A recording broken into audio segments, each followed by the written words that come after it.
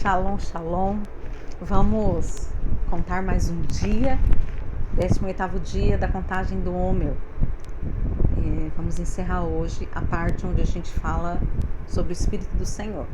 Amanhã a gente vai começar falando sobre o Espírito de Sabedoria. Eu quero ler com vocês hoje um texto bastante conhecido, pela igreja, Atos, capítulo 2. Pegue sua Bíblia e vamos a mais uma leitura. Vamos lá. E cumprindo-se o dia de Pentecostes, estavam todos coordenantemente no mesmo lugar. Eu não sei se você já se perguntou, por que cumprindo-se os dias?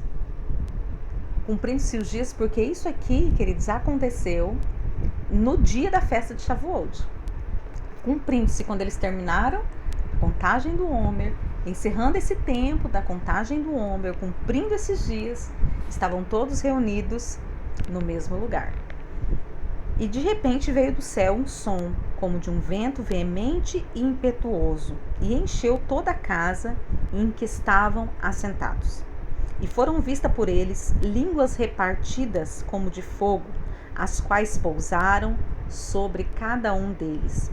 E todos foram cheios do Espírito Santo e começaram a falar noutras línguas, conforme o Espírito Santo lhes concedia que falassem. Agora pula lá para o versículo 14. Pedro, porém, pondo-se de pé com os 11, levantou a sua voz e disse-lhes: Homens judeus e todos os que habitais em Jerusalém, seja-vos isto notório e escutai as minhas palavras. Então, o Espírito Santo, eles estão todos reunidos no mesmo lugar. O Espírito Santo vem, se manifesta, e daí vem todo aquele texto que a gente conhece, que até questionam, dizendo que eles estavam embriagados.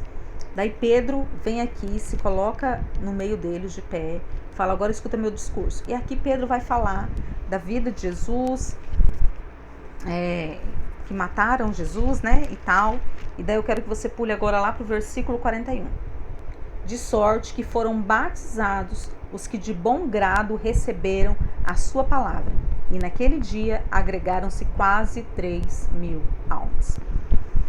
Ontem, queridos, nós falamos de Maria, Falamos da questão de que se você quer gerar algo para o Senhor, você precisa estar cheio dessa vida com o Espírito Santo.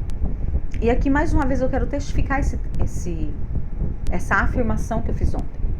Queridos, mas eu quero trazer algumas outras coisas. Por exemplo, primeiro, o Espírito Santo, ele sempre vai testificar da pessoa de Jesus.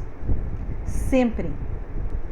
Ele nunca vai trazer a vida para si, ou a glória para si, ou a atenção para si mesmo. Ele sempre vai apontar para Cristo. Olha só, Jesus vai lá, dentro da contagem do homem, fala assim: agora vocês vão em Jerusalém e aguardem lá, vocês vão ser revestidos, vocês vão ter um revestimento de poder. Os discípulos vão, os apóstolos vão, recebem esse revestimento de poder. E eles não saem ali falando assim: olha, agora nós temos uma outra fonte. Nós tínhamos Jesus subiu ao céu, agora nós vamos andar com um novo cara aqui, nós vamos andar com um Espírito Santo, com um novo homem, com uma nova pessoa. Não, porque o Espírito Santo sempre vai apontar para Cristo. Pedro se levanta e ele fala assim: homens, me escutem. E ele vai lá e prega sobre Jesus. Então, o Espírito do Senhor, ele sempre vai apontar, ele sempre vai centralizar Cristo. Queridos, eu falo isso, hoje de manhã nós estávamos estudando sobre a questão de falsos profetas, falsas profecias, e eu deixo isso para você. Tudo aquilo que tira Cristo da centralidade tem eu não sei se é rap, se é funk, uma música aí, gospel, de quando minhas filhas eram adolescentes, acho que é funk. Um funk, mas que fala assim: chuta que é laço. Então, se você escutar qualquer liberação profética mas que a glória ou que a centralidade disso não é Cristo, chuta que é laço. Não vem do Pai, não vem do Espírito.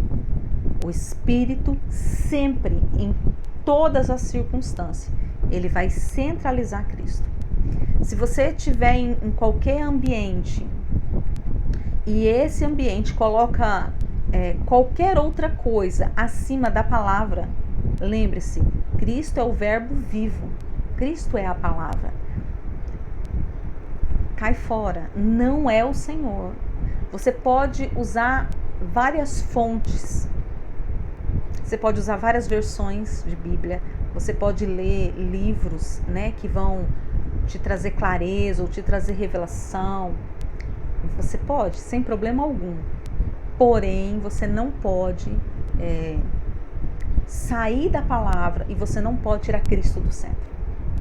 Porque se esse Espírito que vier fizer isso, pode ter certeza que não é o Espírito Santo. Então, o primeiro ponto é: o Espírito Santo, o poder do Espírito Santo sempre vai levar a ter uma vida centralizada no Cordeiro. Sempre. Sempre, sempre, sempre.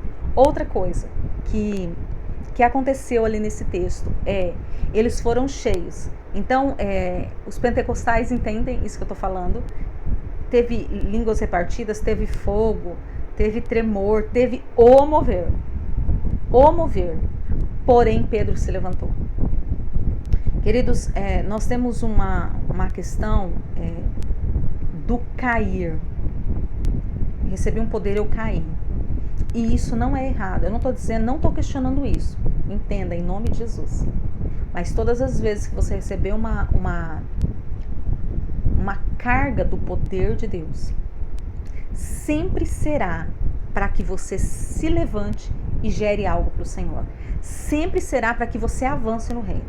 Esse negócio de cai, e a pessoa só tá capengando cada dia pior e não faz nada para Cristo, eu não concordo e eu não encontro respaldo na Bíblia para isso. Porque nós vemos um povo, essas 120 pessoas estavam reunidas e houve um revestimento em Shavuot. Ao findar os dias da contagem do Homer, os dias de Pentecoste, houve um revestimento. E esse revestimento fez com que essas pessoas explodissem para o Senhor. Fez com que essas pessoas crescessem. Cada uma fosse para um canto, pregasse o evangelho, gerasse para o Senhor. Então, o poder do Senhor o Espírito Santo é um poder do Senhor, é uma capacitação. Lembra que nós falamos nos primeiros dias? Se você não lembra, volta lá, são vídeos pequenos, volta lá nos primeiros dias. O Espírito Santo, ele vai te capacitar a fazer aquilo que naturalmente nós não conseguimos. Então, o Espírito Santo nos ajuda a administrar, o Espírito Santo nos dá dons, nos ajuda a executar e é Ele que nos faz gerar. E nós vamos sempre gerar para Cristo. Entende? Então, você precisa... eu lembro que quando eu ouvi isso a primeira vez, para mim foi um choque. Um choque, queridos, porque quantas vezes eu fui em ambientes de poder, em ambientes de manifestação do Espírito, e passava um tempo onde eu havia caído, falado em línguas, tido visão, revelação. Passado um tempo, eu tinha aquilo somente como uma experiência. E com o Espírito Santo não é assim. Eu não posso ser um saco furado, onde eu recebo essa experiência vaza e eu anoto mais uma experiência no meu currículo gospel, no meu currículo. Então, quem é a pastora, quem é a profeta Andréia? É aquela que tem um currículo assim. No seu currículo ela tem 25 anos de convertida, ela já fez isso, já fez aquilo, já teve um congresso tal, no congresso tal ela recebeu isso, recebeu aquilo outro, falou em línguas, teve visão, viu o anjo. Tá, e o que ela fez com tudo isso? Não, ela continua indo. Não, queridos. O Espírito Santo, essa força do Espírito, nós estamos encerrando hoje a primeira parte, né, dentro dos 7 Espíritos. O Espírito do Senhor. O Espírito do Senhor sempre fará com que você gere algo para o Senhor. Sabe uma coisa que é tremenda? Quando a gente pega a origem da palavra, né, o Espírito, no original, a primeira vez que ele aparece na Bíblia é quando a terra está sendo criada. Quando o Senhor diz que a terra estava sem forma e vazia, e o Espírito pairava sobre a face do abismo, ou sobre a face das águas. Esse Espírito é o mesmo Espírito, é a mesma palavra, é a mesma fonte que Isaías fala lá em Isaías 11.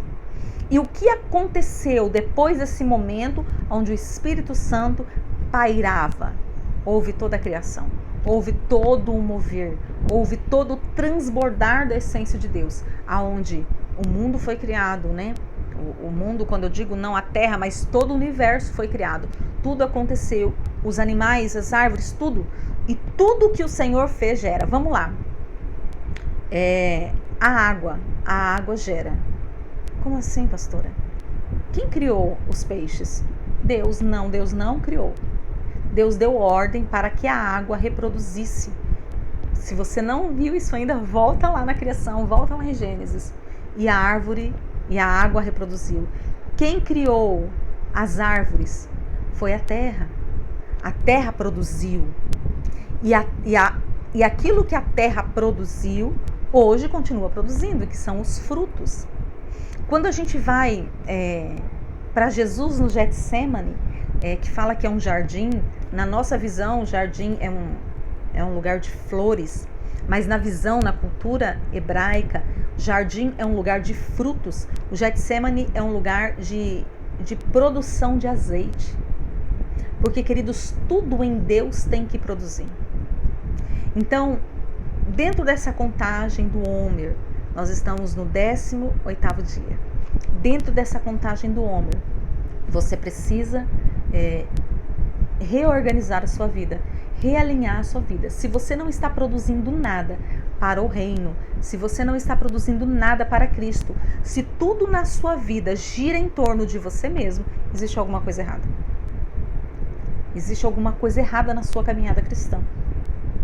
Se as suas orações, não, eu intercedo, eu oro pelo fulano, oro pelo beltrano, queridos, você não pode ser somente um canal para que outros produzam. Você precisa produzir, independente da escala. Porque nós temos a mania de nos comparar. Quando o Espírito desceu sobre aquelas 120 pessoas que estavam ali em Pentecostes, nem todos apareceram depois. Vamos lá. Um pouquinho antes do Espírito se manifestar, eles fizeram uma reunião. Olha só, a gente tem mania de espiritualizar a questão de eu tenho que arrepiar, eu tenho que chorar, eu tenho que gritar, eu tenho que falar em línguas. E as coisas de Deus não são assim, queridos. As coisas de Deus são dentro da nossa natureza. O Senhor escolheu homens. E Ele não quer a natureza carnal, pecadora, demoníaca, mas Ele escolheu atuar dentro de uma natureza humana. Aqueles homens se reuniram e fizeram uma reunião. Olha, nós éramos em 12, estava tudo fluindo, acontecendo, Jesus foi levado. Agora nós estamos em 11, porque Judas não está mais aqui. Nós precisamos colocar alguém aqui. E daí, se a gente for olhar, quem que entrou no lugar de Judas? Quem foi? Então, foi Matias. Quem foi Matias depois disso? Você vê os grandes feitos de Matias? Não, você vê os grandes feitos de Pedro, você vê os grandes feitos de Paulo, que nem estava ali naquele ambiente era um ambiente onde ele era um perseguidor. Nós vemos João, nós vemos Lucas, nós vemos Timóteo, que também não estava nesse ambiente 12, veio depois disso tudo, né? Nós vemos outros, mas não vemos Matias. Mas eu tenho certeza que ele produziu. Talvez o que ele tenha produzido foi muito menor. Eu não estou falando de quantidade, eu estou dizendo que você precisa produzir. Não, pastor, então eu estou bem, porque há 15 anos atrás eu ganhei uma alma, eu preguei para uma pessoa e essa pessoa se converteu. Tá, queridos, e então você está querendo me dizer que hoje você é a árvore que pode ser cortada e lançada no fogo, porque você não vai produzir mais. Queridos, enquanto nós estivermos nessa terra, nós precisamos produzir para o Senhor. Nós precisamos produzir. Sabe que tem um texto que Jesus fala algo bem tremendo. Ele fala assim, olha, a árvore que dá fruto, essa árvore, ela é podada. Para que ela é podada? Para que ela produza mais. Existe um outro texto que chegam para Jesus e falam, Jesus, eu fiz tudo que o Senhor me mandou. No mínimo, olha, vamos colocar nossa natureza aqui. Quando a gente fala assim, olha, eu fiz tudo, fui aprovado, eu sou top, eu consegui fazer tudo. E o Senhor fala assim, você é um servo inútil, não fez mais do que a sua obrigação. Então, queridos, não tem vanglória aqui nessa terra. Nós fomos cheios. Jesus morreu na peça para nos resgatar, para nos colocar dentro desses princípios, dentro desses propósitos, com uma missão. Você tem uma missão aqui nessa terra.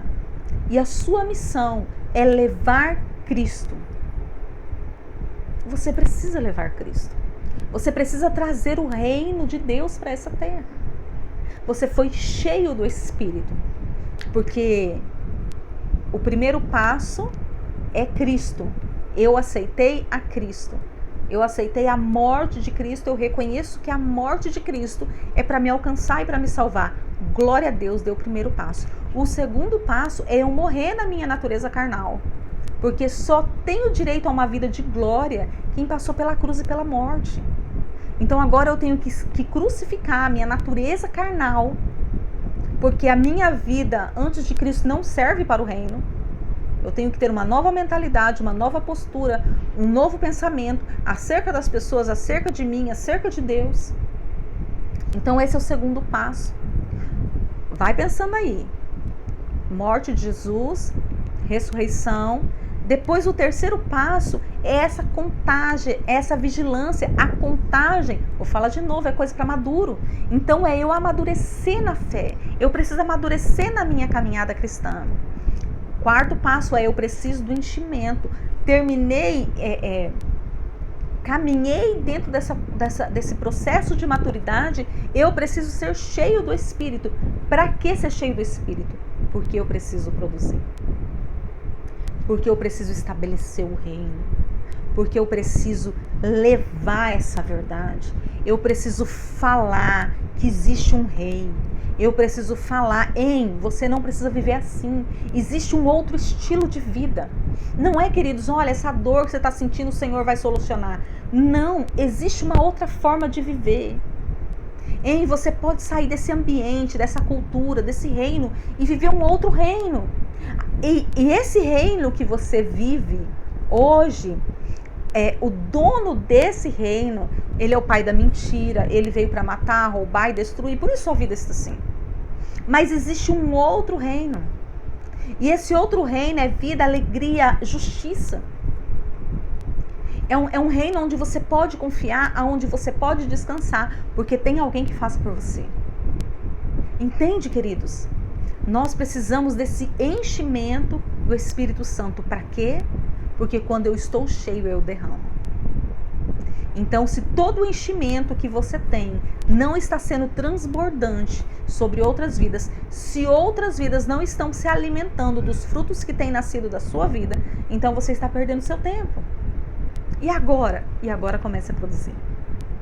E agora comece a fazer. Você precisa ser cheio para apontar o caminho. Lembra que eu falei...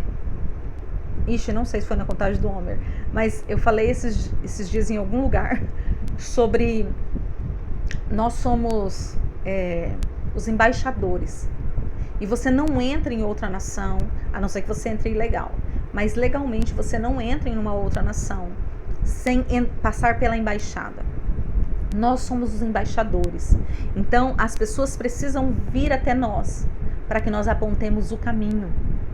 Nós somos a embaixada, assim como a embaixada de Israel, a embaixada dos Estados Unidos, a embaixada do Japão mostra o caminho para o Japão.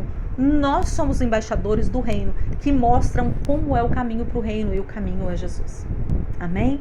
Que você seja plenamente cheio do Espírito Santo de Deus, para que você possa frutificar nessa terra, para que você possa dar resultado, para que você possa ser um homem e uma mulher maduro, ciente, posicionado, que se levantou e está caminhando e liberando o reino de Deus sobre essa terra. Nos vemos amanhã. Amanhã a gente começa a falar sobre o espírito de sabedoria. Que o Senhor te abençoe, que o Senhor libere essas virtudes sobre você, que o Senhor revele a você as áreas onde você precisa crescer, as áreas onde você precisa amadurecer, que a forma como você entrou dentro dessa contagem do Homer não seja a mesma forma que você vai sair. Eu declaro que você será um ramo frutífero ligado em Cristo, para a honra e para a glória do nome do Senhor Jesus. Amém? Shalom, shalom, queridos. Nos vemos amanhã.